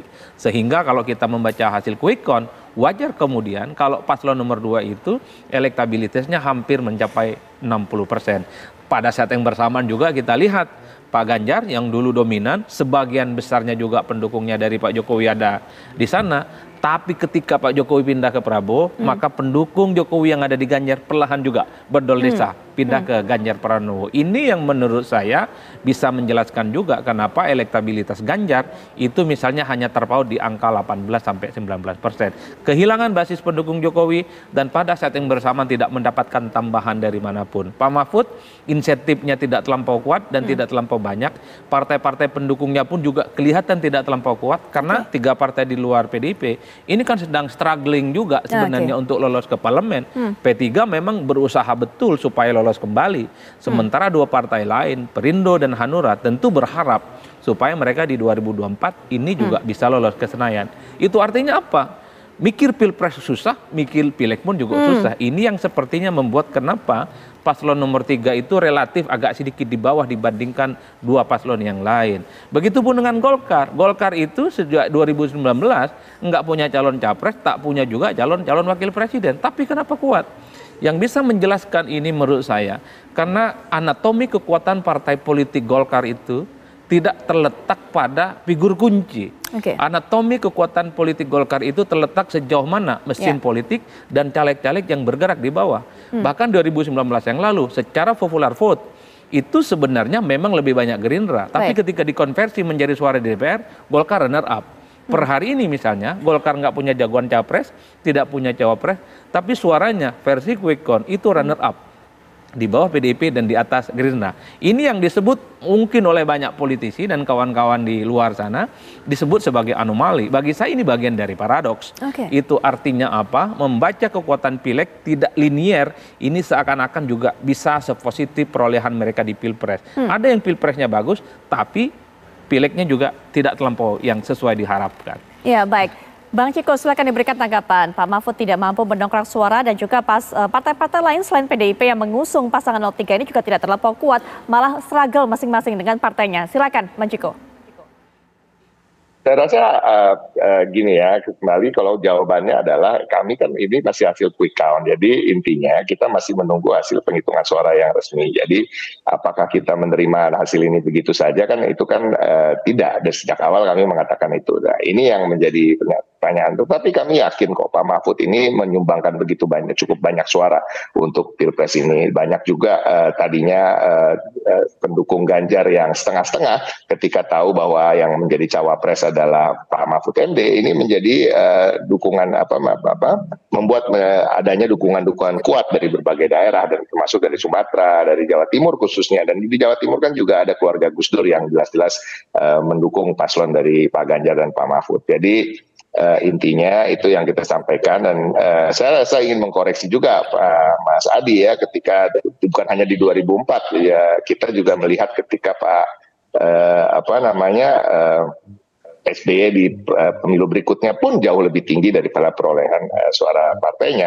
Nah, ini yang kita melihat bahwa ada anomali yang perlu juga ditelusuri dan kita kalau berbicara soal ilmu kan selalu ada apa yang menjadi presiden, apa yang menjadi hal-hal yang terjadi sebelumnya itu juga harus menjadi pertimbangan selain dengan teori-teori yang terjadi pada hari ini. Nah, ini yang akan kita terus upayakan supaya kembali lagi tujuannya adalah bukan untuk menolak hasil pemilu atau apapun itu, tapi ini juga bagian demokrasi, bagian untuk meningkatkan literasi politik masyarakat bahwa ada proses-proses yang harus dilalui secara lengkap dan kita masih menunggu itu semua. Baik, Bang Daniel Johan juga silakan Bang Daniel bisa berikan pernyataan penutup tentunya dalam perbincangan ini. Ya, yang penting adalah saat ini kita benar-benar mengawal di sisa hari-hari terakhir untuk mengawal seluruh perhitungan suara untuk memastikan pemilu itu berjalan jurdil ya.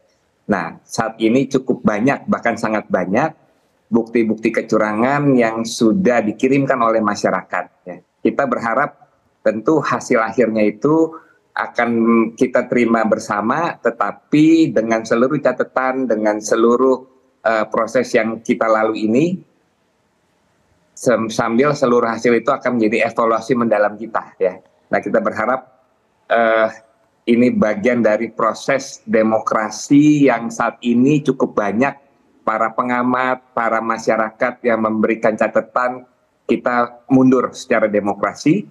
Nah, ke depan kita harus benar-benar memperbaiki dan kita tunggu hasil final dari KPU. Mudah-mudahan itu yang menjadi terbaik untuk kita semua. Baik, terakhir Pak Wihadi, silakan Pak Wihadi.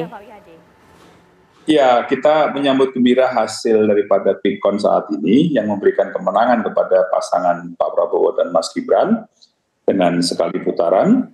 Namun kita semuanya tetap menunggu daripada perhitungan resmi daripada KPU, dan dalam situasi yang seperti ini tentunya bagaimana kita menjaga situasi ini tetap kondusif dan kita sama-sama menjaga pemilu ini, hasil pemilu ini untuk bisa menjadi keputusan yang akan memberikan presiden baru, yaitu presiden 2024-2029.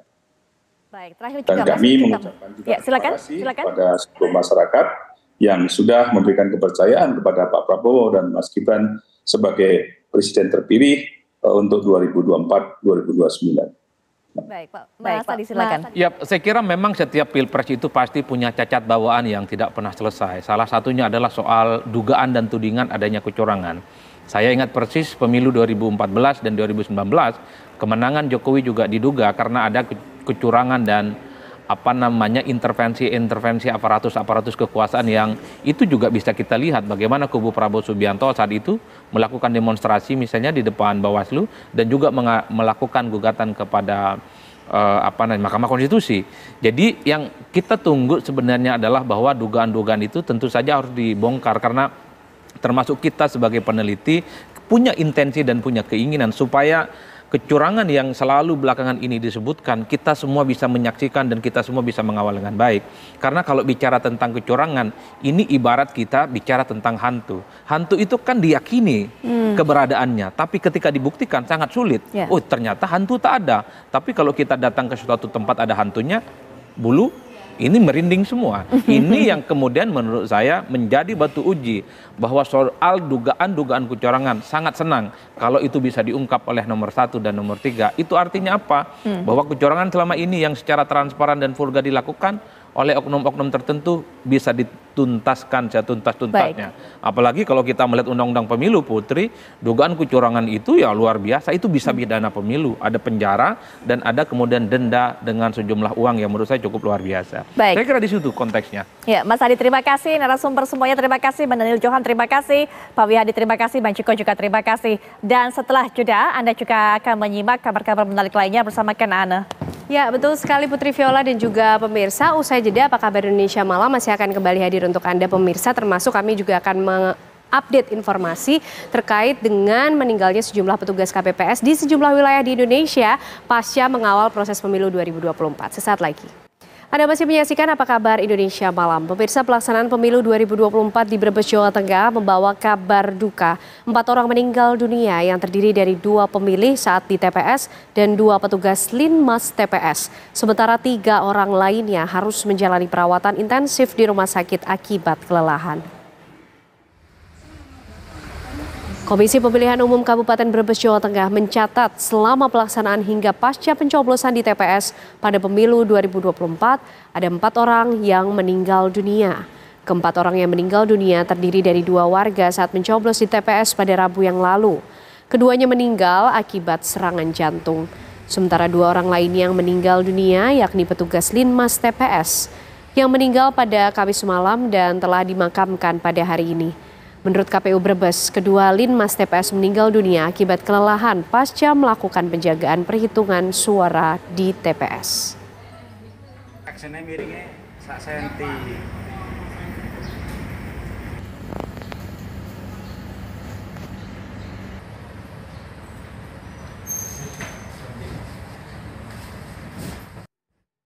Diduga kelelahan, seorang anggota KPPS di Desa Cilebut Timur, Kecamatan Sukaraja, Kabupaten Bogor, meninggal dunia. Almarhum menghembuskan nafas terakhirnya di RSUD Cibinong pada Jumat siang. Abdul Rahman bin Mu'ala, 52 tahun, anggota KPPS di TPS 23 Kampung Jambu, Kabupaten Bogor, meninggal dunia saat melaksanakan tugasnya sebagai anggota KPPS pada 14 Februari lalu. Menurut Ketua KPPS di TPS 23, korban sempat mengeluhkan sakit di dada saat sedang melakukan pleno penghitungan suara di TPS pada sore hari kemarin dan meminta izin untuk pulang melakukan istirahat. Sesampainya di rumah sempat dilakukan perawatan oleh keluarga dan pada malam hari dilarikan ke RSUD Cibinong. Pada hari Jumat pukul 8 pagi, Abdurrahman menghembuskan nafas terakhirnya di rumah sakit. Jenazah Abdurrahman rencananya akan dikebumikan di pemakaman umum di dekat rumahnya.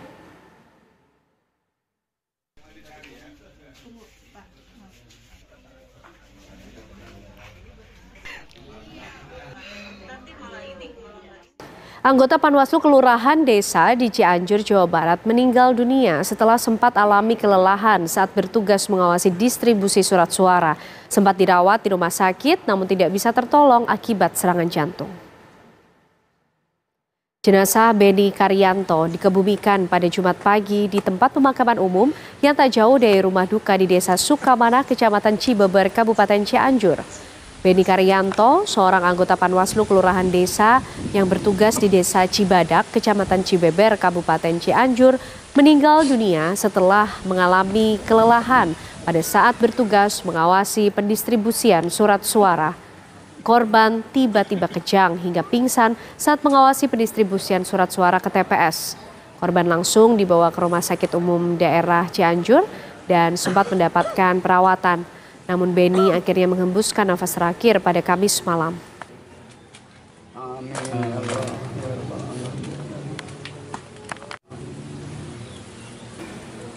Amin ya Allah ya Rabbal alamin.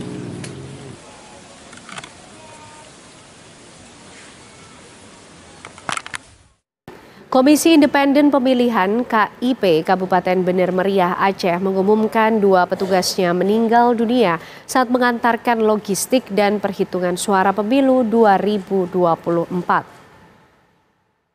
Komisi Independen Pemilihan KIP Kabupaten Bener Meriah Aceh resmi mengumumkan 2 petugas mereka meninggal dunia saat menjalani tugas. Keduanya adalah Juanda selaku anggota panitia pengawas kecamatan dan Edi Gunawan anggota KPPS yang meninggal saat proses perhitungan suara. Juanda meninggal saat mengantarkan logistik pemilu ke daerah terpencil yakni ke Desa Pasir Putih. Juanda meninggal diduga karena kelelahan sebab setelah menempuh perjalanan 1 hari dan berjalan kaki hingga menyusuri sungai. Sementara Edi Gunawan, salah satu anggota KPPS Desa Pango, Kecamatan Permata, juga meninggal dunia diduga karena kelelahan.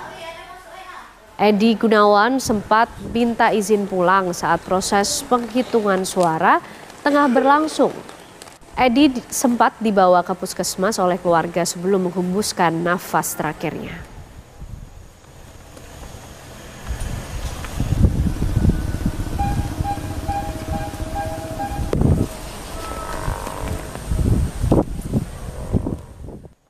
Kabar duka kembali menyelimuti petugas pemilu 2024. Seorang petugas kelompok penyelenggara pemungutan suara atau KPPS di Klaten meninggal dunia. Hingga saat ini sudah ada 2 petugas KPPS daerah setempat yang meninggal dunia dalam tugas. Suasana duka menyelimuti rumah Joko Basuki, 55 tahun, seorang petugas KPPS pemilu 2024 di Desa Tegalrejo, Kecamatan Ceper, Kabupaten Klaten, Jawa Tengah pada Kamis malam. Yang bersangkutan meninggal dunia saat menjalankan tugas di TPS 11 desa setempat. Korban meninggal dunia saat dirawat di rumah sakit setelah sebelumnya mengeluhkan sakit kepala pada Kamis sore. Hingga saat ini sudah ada 2 petugas KPPS di Klaten yang meninggal dunia dalam tugas.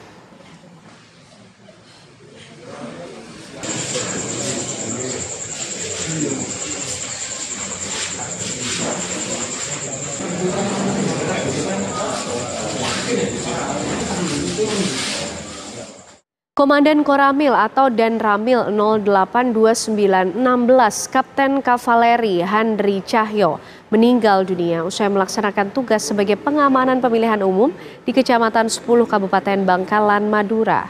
Danramil 10 meninggal dunia karena diduga kelelahan hingga mengalami sakit jantung saat melaksanakan tugas mengawal pemilu. Inilah momen saat almarhum Kapten Kavaleri Handri Cahyo pada saat malam sebelum hari pencoblosan. Ia tampak masih sehat, berbaur bersama dengan para anggota TNI lainnya di halaman Makoramil 10 yang ia pimpin. Momen kebersamaan ini kemudian berubah duka sehari kemudian setelah Kapten Kavaleri Handri Cahyo meninggal dunia pada Kamis malam pasca pencoblosan di Puskesmas 10 Bangkalan. Dan Ramil yang akrab dengan anggota TNI lainnya dinyatakan meninggal dunia karena diduga mengalami kelelahan hingga serangan jantung saat mengawal dan mengamankan proses pemilu di wilayah Kecamatan 10 Bangkalan.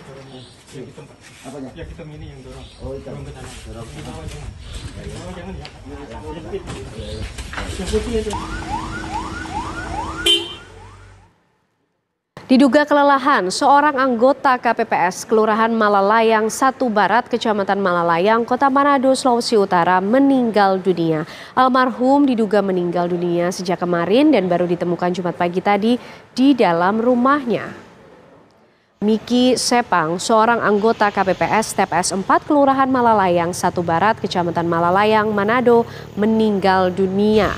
Korban ditemukan meninggal dunia di dalam kamar rumahnya di Jalan Sea, Malalayang, Manado pada Jumat pagi dan diduga akibat mengalami kelelahan pada saat bertugas pemilu 14 Februari kemarin. Korban diduga meninggal dunia sejak malam dan baru ditemukan oleh kerabat dekat pada Jumat pagi. Menurut keluarga almarhum tidak memiliki riwayat sakit dan masih mengikuti ibadah sejak malam terakhir terlihat dan jenazah saat ini disemayamkan di rumah duka di Jalan Sea, Malalayang, Manado serta rencananya akan dimakamkan pada Sabtu besok 17 Februari 2024. Usai jeda pemirsa, apa kabar Indonesia Malam masih akan kembali untuk Anda. Anda masih bersama kami di Apa Kabar Indonesia Malam. Rekaman video seorang warga diduga tim ses salah satu caleg di Kabupaten Kuningan, Jawa Barat tertangkap tangan melakukan money politik di salah satu rumah warga sebelum hari pencoblosan viral di media sosial. Ya, di mana itu ya, di mana? Di Gerindra. Di calon mana itu ya? Pak Toto calona, calegna. Terus presidennya. Inilah video yang berdurasi 1 menit 45 detik diduga pelanggaran pemilu berupa money politik yang terjadi di Desa Kadetuan, Kecamatan Garawangi, Kabupaten Kuningan, Jawa Barat pada Selasa malam. Dalam video tersebut, seorang pemuda yang merupakan salah satu tim ses caleg partai tertangkap tangan warga pada malam hari pencoblosan 14 Februari kemarin. Warga menduga pemuda ini akan membagikan uang kepada warga setempat dan meminta memilih salah satu caleg. Di video tersebut juga si perekam akan melaporkan ke Bawaslu karena telah melakukan dugaan pelanggaran pemilu dengan memberikan uang ke sejumlah warga. Kejadian dugaan money politik di masa tenang ini membuat Bawaslu Kuningan langsung bergerak untuk melakukan penelusuran kejadian tersebut. Ketua Bawaslu Kuningan menyatakan, sampai saat ini pihaknya masih melakukan kajian terkait dengan adanya dugaan pelanggaran pemilu yang dilakukan seorang warga. Pihaknya masih menunggu bukti-bukti laporan dari Panwas Kecamatan Garawangi dan bukti yang harus dipenuhi yakni secara unsur material dan formil menjadi bukti lengkap dugaan pelanggaran pemilu. Iya itu termasuk pelanggaran itu money politik ini money politik uang.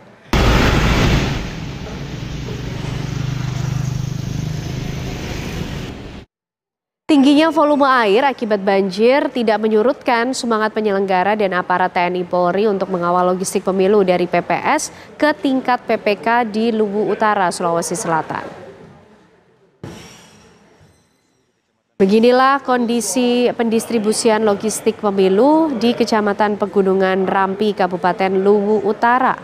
Di tengah derasnya arus akibat meluapnya air sungai, para petugas baik penyelenggara dan TNI Polri hingga masyarakat tetap semangat bekerja sama untuk menyeberangkan kotak berisi hasil rekapitulasi suara pemilu tahun 2024 dari tingkat PPS Desa Onondoa dan Desa Tedebue ke kantor Kecamatan Rampi. Kecamatan Rampi sendiri merupakan salah satu dari 3 desa pegunungan di Kabupaten Luwu Utara, Sulawesi Selatan yang masuk dalam wilayah tertinggal, terdepan, dan terluar. Kondisi geografis yang berbatasan dengan Provinsi Sulawesi Tengah dengan medan yang sulit dan dikelilingi oleh sungai membuat pendistribusian logistik di Rampi membutuhkan tenaga dan waktu yang lebih ekstra.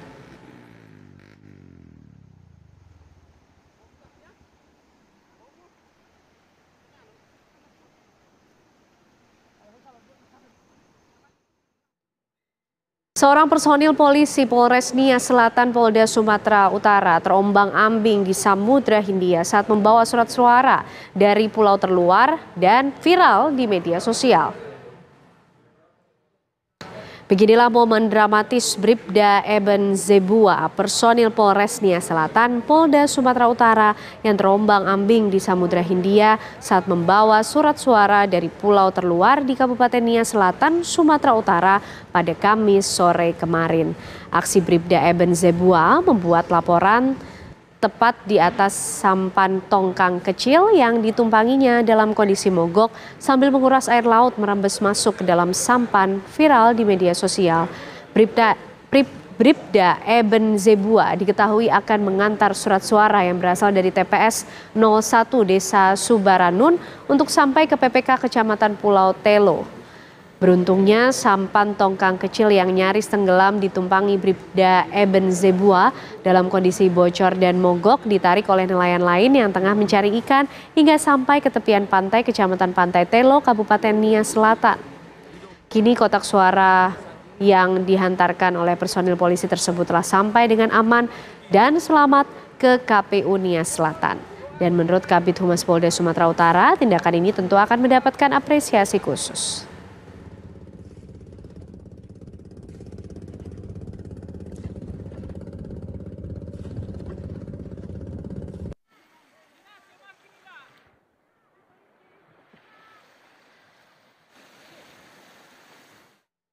Indikasi kecurangan pemilu terjadi di Lampung Tengah, Lampung. Caleg Provinsi Lampung nomor urut 3 dari Partai Kebangkitan Bangsa mendapati perolehan suara miliknya diduga sengaja dinolkan dan dipindahkan ke caleg lain. Beredar sebuah video viral yang merekam seorang caleg Provinsi Lampung dari Partai Kebangkitan Bangsa nomor urut 4 Munir Abdul Haris marah-marah kepada anggota KPPS. Ia marah lantaran mendapati perolehan suara miliknya dinolkan dan dipindahkan ke caleg nomor urut 3 dari Partai Kebangkitan Bangsa. Indikasi kecurangan tersebut ditemukannya di TPS 19 Kampung Sendang Asih, Kecamatan Sendang Agung, Lampung Tengah. Modusnya kan begini Pak, di sini benar. Ditulis di sini nggak benar, modus kecurangannya di situ. Siapa ini yang sengaja? Saya pidanakan loh. Nggak sengaja Pak. Enak aja kamu bilang. Dijelas ya. Perolehan saya 39, nomor 4. Ditulis direkap 0. Mana ini? Ini Pak. Ini 0. Setelah kita protes, baru katanya salah input ini, salah tulis. Yang nulis ini siapa tadi? Sengaja dong ya? Enggak Pak, semua Pak. Saya punya salah apa sama kamu? Bener Pak, semua Pak, saya nggak sengaja Pak. Di lembar formulir C1 Plano, Munir mendapatkan 0 suara, padahal di TPS tersebut ia mendapatkan 39 suara. Kecurangan serupa juga ia temukan di TPS 04 Kampung Sendang Mulyo, perolehan suara Munir Abdul Haris sebanyak 75 suara. Namun yang tertulis di lembar C1 0 suara. Petugas KPPS berdalih salah tulis. Kejadian ini sudah dilaporkan Munir ke Badan Pengawas Pemilu untuk ditindaklanjuti. Munir menduga kecurangan ini merupakan kesengajaan. Ia mengancam akan mempidanakan seluruh anggota KPPS dan oknum yang terlibat. Ia juga mengancam akan menggeruduk KPU Lampung Tengah jika masalah ini tidak ditindaklanjuti secara serius. Ditulis di sini nggak benar, modus kecurangannya di situ. Siapa ini yang sengaja? Saya pidanakan loh. Nggak sengaja Pak. Enak aja kamu bilang. Dijelas ya. KPU Jawa Timur akan menggelar pemungutan suara ulang atau PSU di 23 TPS dan pemungutan suara lanjutan di 5 TPS yang tersebar di Jawa Timur. Penyebab PSU yang paling banyak adalah adanya pemilih yang tidak punya hak pilih atau pemilih pindah, namun mereka memaksakan diri untuk memilih hanya dengan berbekal KTP.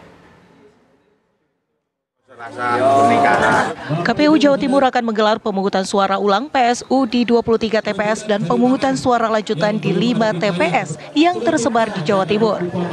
Ketua KPU Jawa Timur Khairul Anam menyatakan dari total 120.666 tempat pemungutan suara di Jawa Timur, terdapat 23 TPS yang berpotensi dilaksanakan pemungutan suara ulang dan 5 TPS yang berpotensi melakukan pemungutan suara lanjutan susulan.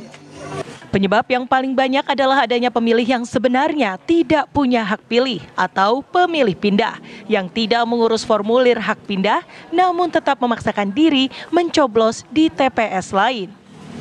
Ditanyakan apa saja penyebab dari adanya PSU ya. Dari 23 TPS yang saya lihat, penyebab PSU itu sebagian besar itu disebabkan adanya pemilih yang tidak memenuhi syarat yang kemudian menggunakan hak pilihnya di TPS tersebut. Banyak masyarakat yang masih termakan hoax bahwa hanya dengan bawa KTP bisa nyoblos di semua TPS. Ini yang kemudian ada beberapa kawan-kawan kami di bawah yang tidak kuasa untuk menolak sehingga tetap difasilitasi. Banyak juga pemilih-pemilih yang mereka tidak mengurus surat pindah pilih kemudian tetap memaksakan diri. Jadi tapi sekali lagi secara persentase tentu sangat kecil sekali. Selain pemungutan suara ulang, Ana menambahkan juga terdapat 5 TPS yang berpotensi melakukan pemungutan suara lanjutan atau susulan PSL. 1 berada di TPS Malang dan 4 di TPS Sampang, Madura. Dari Surabaya, Jawa Timur, Sandi Irwanto, TV One mengabarkan. Pemilihan umum 2024 diramaikan dengan munculnya kandidat yang mencantumkan foto unik di surat suara untuk calon Dewan Perwakilan Daerah atau DPD RI. Komedian Alfian Syah alias Komeng jadi viral di media sosial karena foto nyeleneh tetapi suaranya melejit di daerah pemilihan Jawa Barat.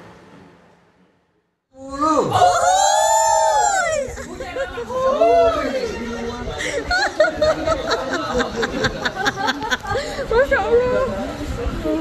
Nomor 10. Komedian bernama Alfian Syah Bustomi alias Komeng mendadak jadi viral karena foto yang ia cantumkan di surat suara untuk pemilihan Dewan Perwakilan Daerah. Di antara kandidat berkontestasi, foto Komeng paling berbeda sendiri karena menampilkan pose wajah unik dan menggelitik yang membuat gelak tawa pemilih. Di situs info pemilu KPU, Komeng menuliskan motivasinya menjadi caleg DPD untuk mengembangkan kesenian daerah Jawa Barat dan Indonesia. Yang mengejutkan, perolehan sementara suara Komeng melejit dan menjadi peringkat pertama mengalahkan 53 calon lainnya.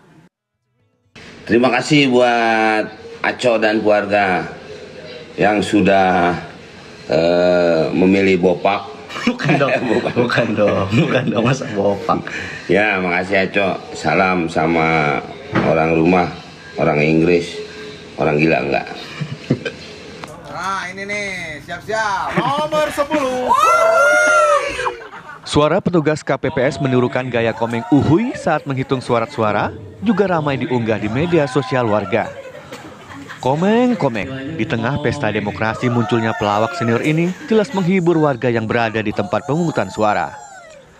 Banyak pihak terkejut karena selama masa kampanye 75 hari, nyaris tak ada spanduk atau mobilitas massa pendukung Komeng yang terlihat. Tapi ternyata publik begitu mengingat wajah Komeng di surat suara. Dengan meraup suara tertinggi, jelas Komeng besar kemungkinan pasti terpilih. Sebutannya nomor 10. Negara kan Cina satu kan. Sebagai DPD, Komeng juga akan memberikan pertimbangan kepada DPR atas rancangan undang-undang tentang anggaran pendapatan dan belanja negara. Selain itu, ia juga mesti ikut dalam pembahasan rancangan undang-undang yang berkaitan dengan otonomi daerah, hubungan pusat dan daerah, hingga pengelolaan sumber daya lainnya. Pasti publik menunggu bagaimana terobosan dan tingkah pola Komeng di Senayan, apakah akan tetap humoris atau jadi serius. 10. Tim TV One mengabarkan. Nomor 10. Pasangan Capres-Cawapres Prabowo Subianto Gibran Raka Buming Raka unggul dalam hasil hitung cepat di kantong-kantong yang selama ini menjadi basis pemilih PDI Perjuangan.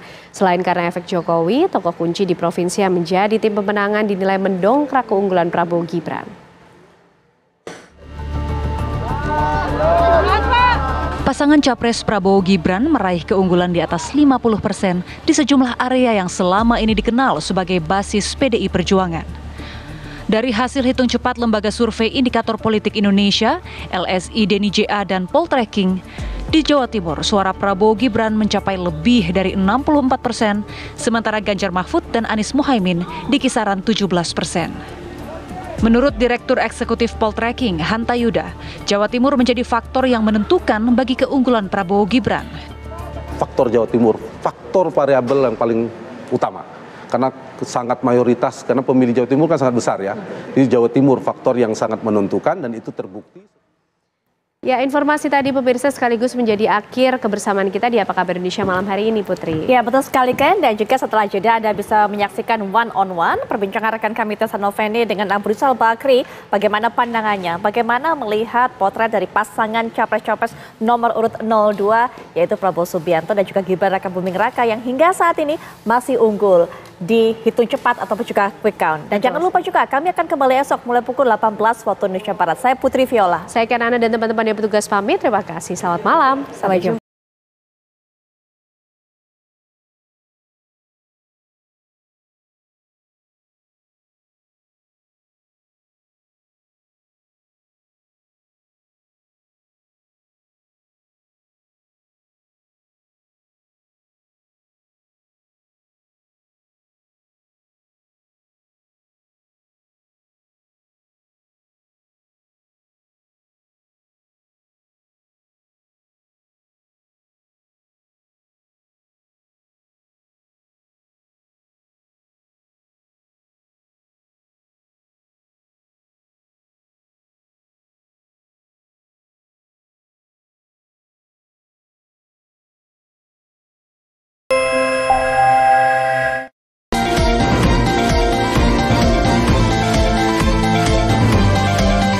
Baru saja menyaksikan Apa Kabar Indonesia Malam, didukung oleh Nutrif Benekol. Wadimor, tentu sarung kita.